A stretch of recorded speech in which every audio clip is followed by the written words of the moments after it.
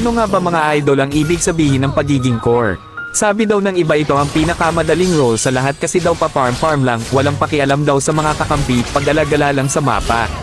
Pero alam nyo ba ang malungkot na katotohanan ng pagiging core user? Oo, pa-farm lang yan at pag-alagala sa mapa, pero di mo nararamdaman yung pressure na nararamdaman ng isang core lalo na kapag mayroong teamfight sa isang objectives, na kapag hindi mo siya na-retro o nakuha ay sayo lahat easy-sisi, yung tipong kapag hindi mo nakuha ang turtle at ang lord at di mo nadala yung laro nyo ay bobo na yung tingin sayo.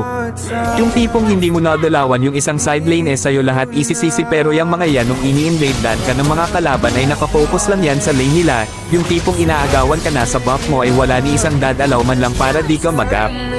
Kaya wag nyo munang husgahan ng isang core user kung alam yung may pagkukulang din kayo. Kung meron mang magaling mag-core-matic yan mga idol, lahat ng trash talk ay inabot na niyan, lahat ng CC ay napagdaanan na niyan bago siya naging magaling at naging malakas sa role na yan.